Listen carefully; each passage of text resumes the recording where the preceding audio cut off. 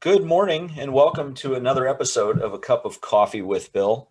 Little bit of a new episode today. My first book conversation happened just by pure coincidence that during a Rotary meeting on St. Patrick's Day, two guests were uh, put onto the speaking lineup versus the original guests. One of them being Jerry Logan, the co-author of The Cinderella Strategy, the game plan behind Butler's rise to prominence, that talks about the architecture of how the university utilized the team's 2009-10 and 10-11 runs to the NCAA championship games to catapult the university into national prominence and going back through the history of the university. So, Jerry, welcome to the show, and I'm excited to dig into the background of the book a little bit more with you. Awesome. Me too. Thanks for having me, Bill. So, for people out there that haven't met you, aren't familiar with the book or haven't heard the book, can you just give us some background on yourself and then talk about how the book came to be? You know, you're a north of Boston guy, and Butler's back where I'm from. So talk to us about you and how this came about. Yeah, absolutely. I work up at Gordon College on the North Shore of Massachusetts, and started working in the provost's office and kind of realized to move around in higher ed, you need a doctorate. It's kind of like the hall pass, especially if you're on the academic side of things. So talked to my boss and he said, yeah, you should go back while you're young, while you have some energy to do it. So found my way into BC's higher education administration program, did my coursework there, and then started to need to pick a topic for my dissertation. And having been at BC for a few years by then, I was really struck by how the legacy of Doug Flutie and the Hail Mary pass and what that meant to the university, just the conversation about that lingered on even decades after, by the time I arrived. One particularly telling thing to me as an outsider to BC's campus was walking around one of my very first days there and seeing two statues on campus. One was St. Ignatius, who's the founder of the Jesuit order. Makes total sense at a Jesuit institution like BC. Right. And then Doug Flutie was the other statue. And that, what feels like a kind of a dichotomy between athletics and academics, and the idea that they might somehow fit together and work together, really struck me. And so I found a place that was willing to let me pursue that because they had kind of lived it a little bit. The Flutie legacy lives on there. And so that's how I kind of came to this athletics academics topic and realized it was a fair thing, a safe thing, an encouraging thing to study. The other part of me that's worth mentioning is that I love March Madness. So every year, first day of the tourney, I take a day off from work, silence the phone, shut down the email, park myself on my couch and just watch basketball. And what I love the most is when a Cinderella story starts to unfold and we get to find out who this year's Cinderella teams are. So I kind of had those two things in mind when I needed to pick a dissertation topic. And about that time, I guess the third piece, and I won't carry on too long here, but was bumping into a 10-year retrospective oral history in the Washington Post of George Mason's run to the Final Four. Right. And there was a specific comment in there from their president at the time, Merton, I believe was his last name. He said, we were meeting every day of the week while this run was going on and saying, how do we leverage this for the university? How can we make this meaningful for the entire institution and not just an athletics thing? And that really kicked off the idea in my head. I want to study what a team can do or what a university can do when they stumble on one of these magical runs. And so there were a series of events, landed on Butler as the one I wanted to study. And in that process, did a bunch of interviews and met my co-author, Graham Honecker, who, unbeknownst to me, had been doing a lot of writing himself about what he was experiencing at Butler and how he had seen, since starting to work there right on the heels of those Final Four runs, Butler leveraging this and trying to squeeze it for all it was worth. And so that was how the collaboration between the two of us started. And the final product you held up, this book is very much a collaboration between an outsider and an insider, between an academic and a development officer, a practitioner. And so we're really pleased with how it came out and the collaboration that it represents, because we think academics, athletics is an odd pairing that ought to go well together. And there are a lot of these odd pairings in higher ed that might go well together if we let them. And that's part of what interested me and why I wanted to have you on, because we are at a point, I think, with college athletics where we're really starting to get down to the bones of the structure and find out what's still going to be standing. And there is a lot of conversation about, you have academics on one hand, athletics on the other, and a lot of people are trying to say that the puzzle doesn't fit anymore. But you and Graham go through step by step and really talk about how, with some careful thought, maybe a little bit of luck, some risk, you can make that work. And you even go to point out that there are some people at Butler still to this day on the faculty that don't quite agree with the path they've taken, because it does remove some of the quaintness and that homey feel that the university used to have. But they also are recorded in the book as saying, but I can't argue with what has happened and what we now have available to us. And so I'll start going just on the athletic side. Why basketball versus football? Because if we look at football all over the place, in my academic background, I've toured a lot of professional facilities. I've toured a lot of college facilities, and some of the higher end Division I colleges will have nicer training facilities than pro football teams. And that's not a joke. That's just fact. But so you'd think, looking at that there's a lot of money going into it, and football might be the one where you push your resources towards on the athletic side. Why the case for basketball over football if a school is going to try to make that a point of emphasis in their strategy? Sure. Yeah, great question. I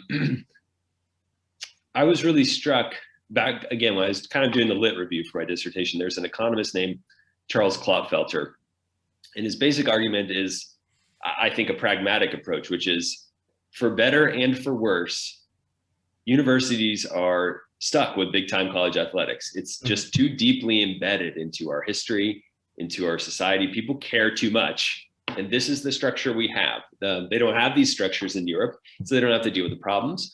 But it also doesn't unlock some of the benefits. So why don't we try to imagine a partnership and use it for all that it's worth? And that was the kind of idea I thought made a lot of sense to me. We're stuck with these. Watch what happens anytime a university tries to cancel some sports, even if they're not the big time revenue generating sports that we imagine, more of the Olympic sports.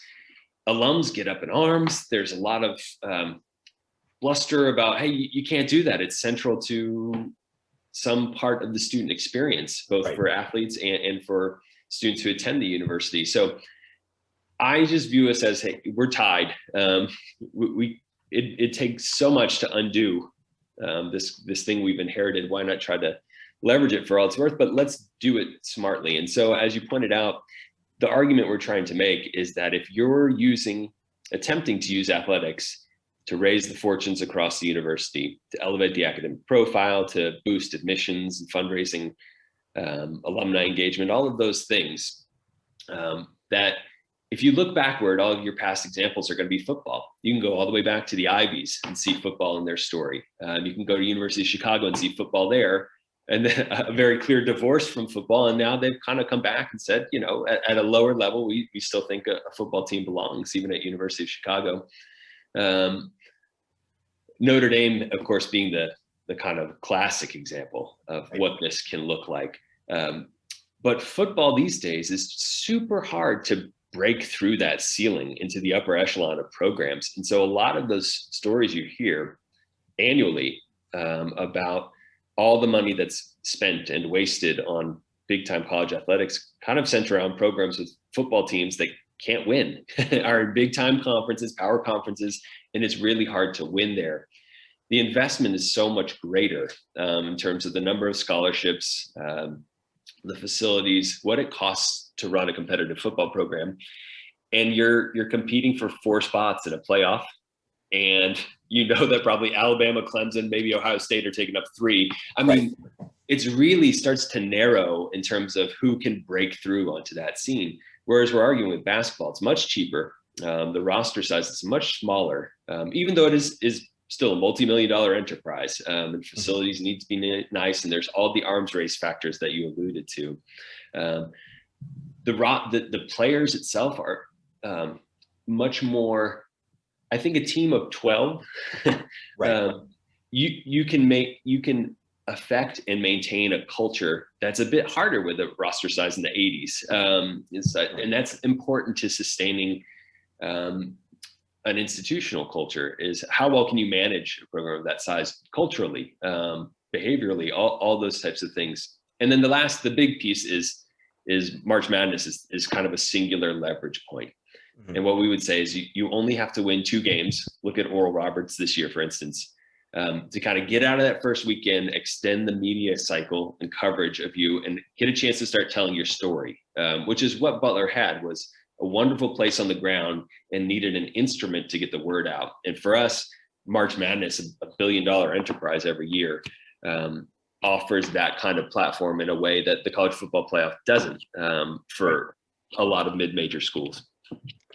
Where to talk about getting the machine in motion once you win those first 2 games, and I'll look at it this year as the Ohio Bobcats, being a proud Bobcat graduate alum. Where schools going wrong when they get to that point where they should really be ramping things up after they have, even if they just make it to the Elite Eight or maybe the Final Four, where are people going wrong? Because a lot of this seems very common sense that, all right, we need to get a cross-departmental team together to look at how we best utilize this new attention. Why aren't more people doing it? Do we just not hear about it? Is it something that they're maybe not thinking 10, 20 years down the road? Where do you see people misusing this opportunity that they might have at their hands? Yeah, so one word you brought up was cross-departmental, which I think is easier said than done in practice on a college campus. And so if Graham were on the call, he would tell you he's talked to some of his colleagues in advancement at other universities, and there's a very strong divide between fundraising with athletics donors and fundraising for the rest of the university. Butler, again, easier said than done, was able on the heels of that run to launch a massive campaign for Hinkle Fieldhouse to really refurbish the facility and bring it forward. And that was a university-wide effort. Even though athletics was kind of put at the center, they realized that this is our moment to really raise funds for this building. This building matters to us. It matters to our community. We're going to work together. And so that cross-departmental piece you mentioned, even just communication, not just initiatives, I think is harder in practice because higher education can become so siloed. And one of the most traditional silos is between athletics and anything else on the university. So I do think that's a part of it. Another part, I think, is what schools like Abilene Christian, Loyola Chicago are dealing with right now, which is you lose your coach, or you lose a transcendent player. Mm-hmm. And sustaining that momentum moving forward, staying in the public eye becomes very difficult. So Ohio had a run however many years ago, when I believe wasn't Clark Kellogg's son on the team. They had a great run there, and now they poke back through again. And I get really curious when you see teams that are able to sustain the basketball quality. We haven't heard from George Mason again, since 2006 or 2007 or whatever it was. And so when you look at places like Gonzaga, which has managed to keep Mark Few the whole time, along with, this is really important, the same AD and Mike Roth the whole time. And I often think that your better chance for continuity is at the AD level than the head coaching level. But you need some continuity somewhere. And it can't be players, because players come and go just by nature of the game. So you need that point of continuity, and you need to find a way to navigate those coaching changes. What Butler has done is to hire from the inside. They look down the bench, they find current assistants or former players or people who really understand Butler culture, and then they give them time to figure out how to win basketball games. And I think that's a spot where a lot of schools have struggled. I'm really curious to see Loyola's doing the same thing, right? They promoted from within. And a young guy, much like, you know, they're looking for Brad Stevens or they're looking for Mark Few, which is the guy who's sitting on the bench and is a superstar in waiting to kind of navigate once you lose that big time coach. And to me, that's what could really hurt, is when the engine stops pumping out wins and attention, it can be a little bit hard to maintain it unless you've built something longer, which I would argue Butler has, so that now they can kind of stand alone a little bit. Right. And one of the central themes, and you know, it's right there on the cover of the book, it is the culture within Butler that started out as just the concept of this is who the basketball team is, that eventually permeated into this idea of the Butler way, which has really become the basis for which the school pitches itself, not just athletically anymore. Talk to me about the process of sustaining the culture, because you do, again, have that very siloed atmosphere at times between athletics and everything else. What made it so that the culture established within Hinkle Fieldhouse and the rest of the athletic department was able to permeate to the rest of the school, that was ultimately able to keep things moving forward year after year? Yeah, that's a really great question. There was a trustee that I was interviewing back when I was working on the dissertation, and we talked for about an hour, finished the interview, and then I forget what I was saying, something about, well, you know, I hope I tell the story well and honor you all. You know, I'm really impressed with Butler. And she just said very succinctly, the story is the culture. Mm-hmm. And the more that I dug in, the more I talked to Graham and the more people I met, I realized, yeah, that's really what Butler has, that perhaps many other places don't. I happen to think that a lot of mid-majors, especially smaller schools, are kind of culture sleeping giants, as in they've got really good stuff going on the ground. Mm-hmm. Culturally, they've built institutions that people are really proud of, that are really effective academically, wonderful places that people love to go, and alums are engaged and they love to come back. And you just don't know about them if you live in a different region of the country. Right. And that to me was the key for Butler, was that over many, and that's why we, you know, you've read the book, we stretched the story back to 1989, but we even take it back further than that to kind of talk about the place that was growing. And Butler, over years and years and decades, built a really strong cultural institution, a really strong culture. And they did really well once the spotlights finally swung that way of maintaining their identity, not sacrificing it for growth, even though they knew they had to grow, even though they knew they had to build and change. From my vantage point, they didn't sacrifice that. One way they've done that, Graham is fond of saying, you can't really be a jerk at Butler. You don't last. The culture is so strong that people don't fit kind of self-select out when they realize that there's a different vibe here that doesn't suit the way I want to work. Right.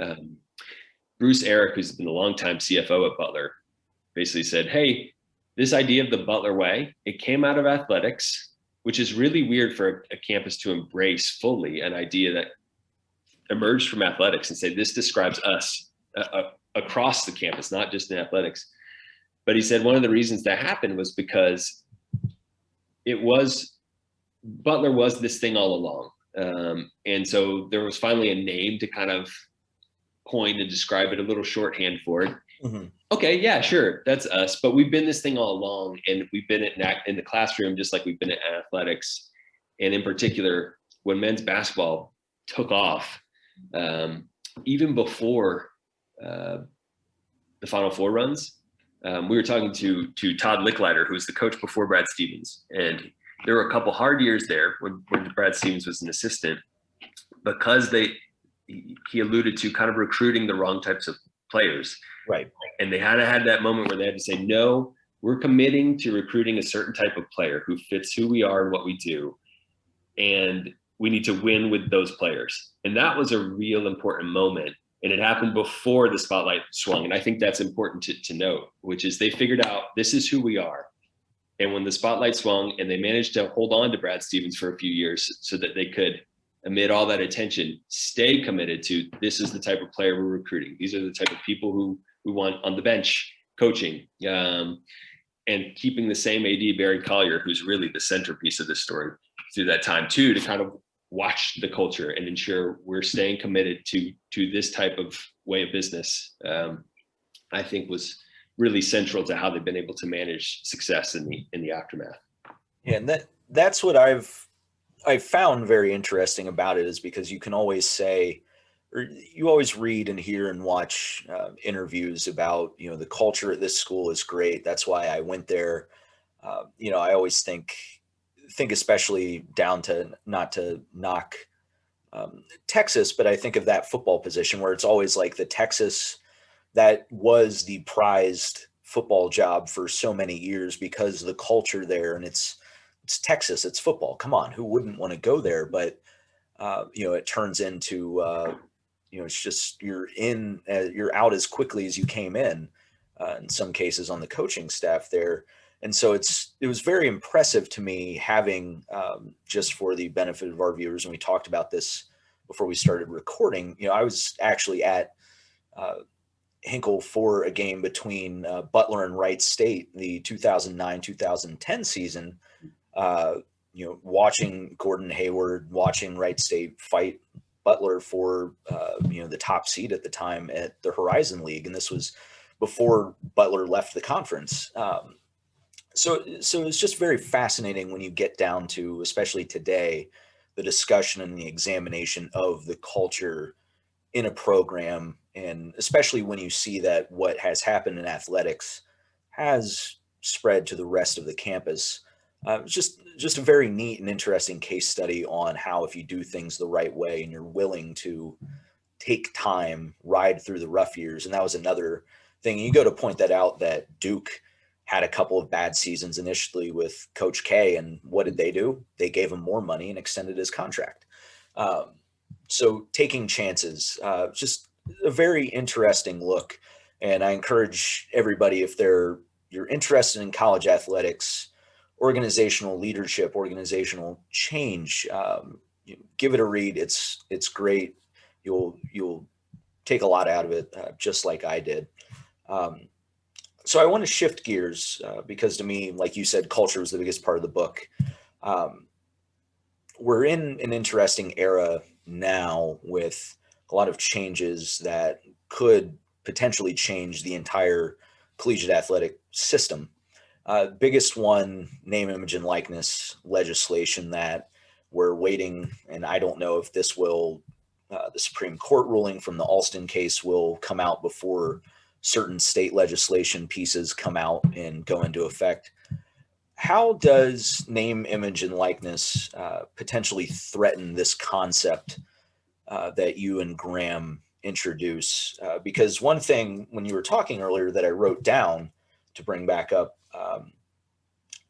marketing, when you have this opportunity to seize the halo effect of a great athletic run like Butler experienced, it does give a school an opportunity to use a star player and the team in more concentrated marketing, whereas you're not in some ways able to do everything that you would like to do to pitch the university nationally.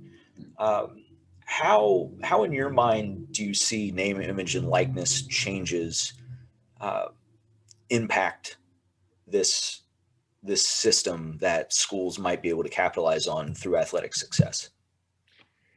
Yeah, well, I mean, for one thing, I'm not smart enough to really know what it will look like if and when these changes do start to go into effect. No one is. I've talked to a lot of people, and no one knows what's going to happen. No one knows. Here's some things I think are decent assumptions. One, I don't think the tournament's going anywhere. People love it. It occurs in a real dead zone in the calendar.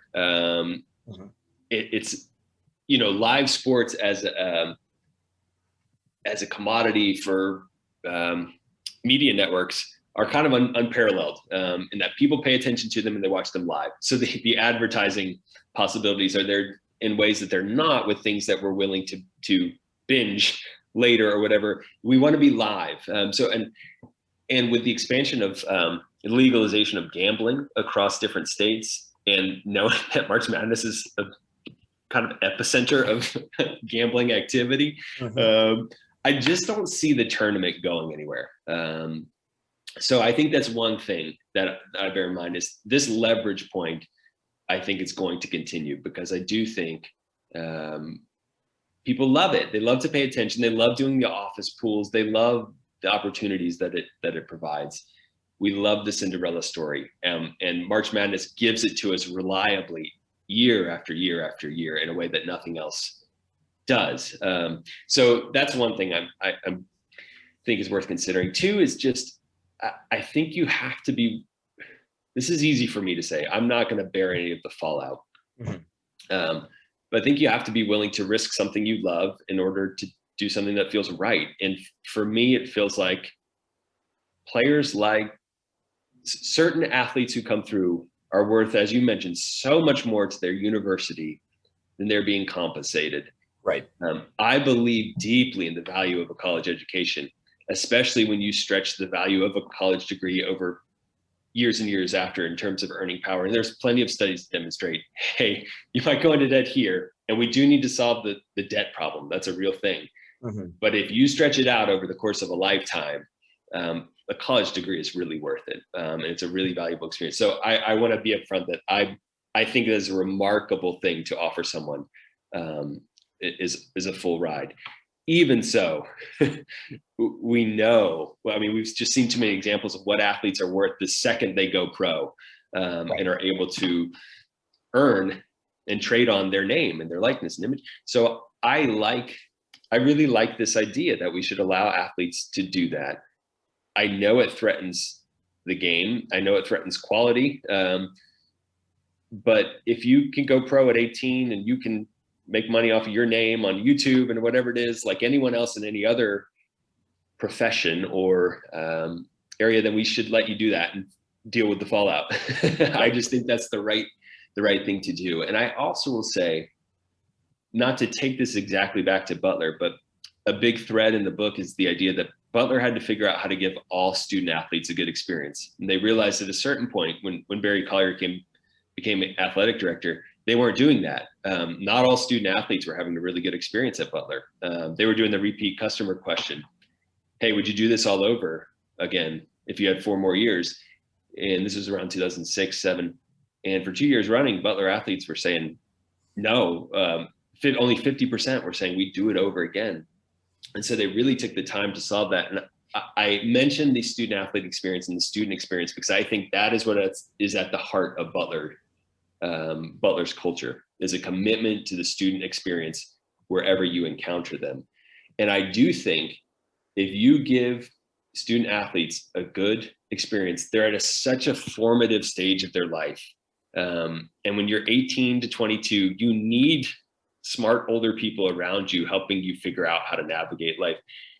If you're doing that, then I think even if these athletes can reap the benefits of name, image, likeness, when they go pro, they're still carrying your name with them. And so there's still those returns, I think, on the name recognition. I mean, this is Steph Curry with Davidson. We were actually just on a call with some Davidson people, and they were saying, yeah, it fades. But people on the West Coast know Davidson. People in New York City know Davidson because of Steph Curry, because he's been a wonderful ambassador for the university. And I'm imagining that's because people at Davidson helped give him a wonderful experience while he was there.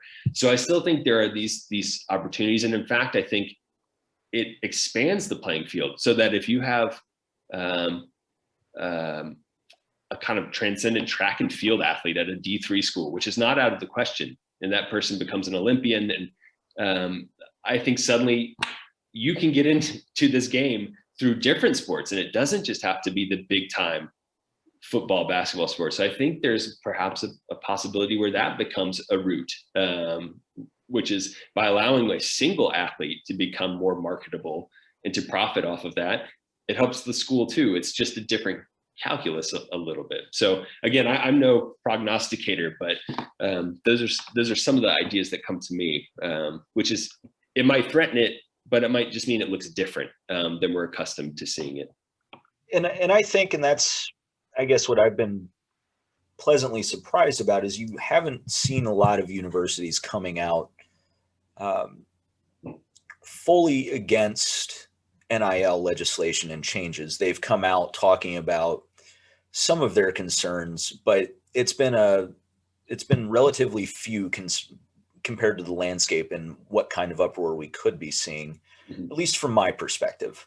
And everyone taking a minute to let's see what is going to happen and how we can potentially rework our system to make use of this, but also at the end of the day give benefit, because I believe along the lines too, the education piece is great, but at a certain level of athletics, you're missing opportunities to try to make supplemental income. And when you hamstring students with these rules, we've got to change the system. So I think it's just coming down to patience and figuring out how to work your institutional foundation into what is coming down the pipeline.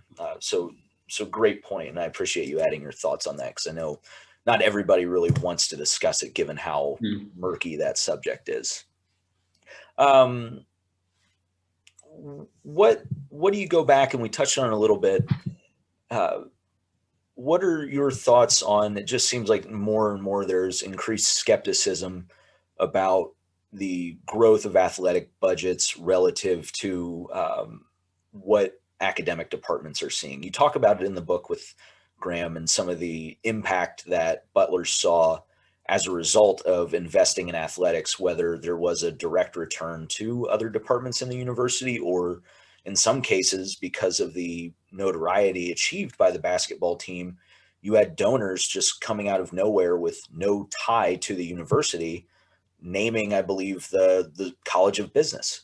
Talk to me a little bit about that and how you're seeing that landscape right now with the skepticism between rising athletic budgets compared to the overall university budget.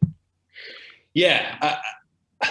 Again, so right off the top, you mentioned that we tried to indicate in the book that not everyone at Butler was fully on board with growth and with the centrality of athletics in that strategy. And I think if colleges and universities are doing what we want and ask them to do, then you have to have critique and questions. And so if there aren't people on your campus poking and asking and prodding and saying, is this good for us? Is this good for us? Then something's going wrong. So I actually think that the presence of dissent and questions like that to ask, is this good for us, is vital. It keeps us, if we're doing our job, listening and really considering these kind of hard decisions. So I think to continually, for the media or for faculty or for whoever it might be, to call into question the viability of big time athletic programs, to request more transparency, to raise the fact that many states' highest paid public employee is a football coach. I think that's really good to do. I think we have to keep doing that, and gains may be small and incremental and take a lot of time, but I think the dialogue is essential. I will say, I often find the conversations not quite nuanced enough, and that's because I come from a Division III background. I played basketball Division III. I work at a Division III institution, and you're subsidizing everything at that level, and you need donors, and you need the institution to really be on board. We talk about how at Butler, in the private universities are under no obligation to share financial data. The one number that I thought was really important to share, and Butler was willing to share with us, was what's the institutional subsidy to athletics, and they took it from 80% in 2005, 2006, all the way down to pre-COVID. And I don't know what damage it has racked on all sorts of budgets, but down to 30%. They felt like that was a really healthy number. Mm-hmm. And I do think that, in a sense, another way the conversation isn't nuanced enough is to say there are so many things that are immeasurable but valuable to university that athletics provides. And so we talk to a lot of Butler people, and I hear all the time how meaningful it is for them to be able to watch their teams play because of this Fox Sports contract, and they live in Arizona or they live in New York City or whatever it might be. And that's really hard to quantify what that's worth in terms of engagement, alumni engagement, in terms of the kind of name recognition we're talking about. Just the fact that Butler's coming through New York and DC. We talk about what the Big East meant and how that was actually more important to Butler than those Final Four runs in the long run, because it's more sustainable. Right. It puts them in the East Coast regularly. It gives advancement staff and admissions staff a reason to be there. It just puts the name, it keeps the name from fading from view after those Final Four runs, which is the real trick of leveraging, is how do you sustain it once next year's Cinderella pops up and steals our attention. So all that to say, we one of the reasons we wrote this book was because we thought there's a qualitative side to this discussion that's lost when it just gets quantitative. That's not to say that there shouldn't be numbers and that we shouldn't pay real deep, serious attention to them. But it's to say that our accounting of the cost benefit analysis might be more nuanced if we take some qualitative data into our understanding of it. All right. Excellent. Thank you. So we're going to wrap up here just so we can get to know you a little bit better. So what are you reading right now? Love this question. I hope my answer holds up to scrutiny. Just finished. I hadn't read Angela Duckworth's Grit, which is really kind of, I think, modern day seminal text. And you hear people use the word grit like it's common parlance now, and I don't think it used to be before she really popularized the idea. So finally got around to reading that and thought, yeah, I understand what all the fuss is about. And then also read, again, nothing to do with college athletics, but How Children Succeed by Paul Tough. So I'm kind of always in that education realm alongside my love for athletics. And so those are the two I just recently finished. John Gassaway just published a new book that's kind of next on my list, Miracles on the Hardwood. And it's about Catholic college basketball. So why does there seem to be this kind of, if you look at the old Big East and even the current Big East, most of them are Catholic institutions. What's Gonzaga? What's going on there? And so I'm really curious about that as a BC alum. And so that would be next up on my list. I'll have to look into that. I grew up Catholic, went to Catholic school, and it does seem like, at least through history, especially with middle school programs and the youth programs, basketball more than football seem to be the center point for the schools and athletics. So I'd be interested to look into that one. Who are you following? And this can be a thought leader, an influencer, anybody. If they're posting something or sharing something, you're locked in and you're consuming that. Yeah, definitely Adam Grant. I love his work life podcasts. He's kind of, I think it's still under that umbrella, but he started releasing some new ones. Taken for Granted, I think is what it is. But the kind of organizational psychologists look at work life, where are companies and individuals getting things right that most of us get wrong. So I love that slant on things. I think he's very sharp, and I enjoy his work and a good communicator. What else? My absolute favorite sports writer of all time is Joe Posnanski. He writes for The Athletic.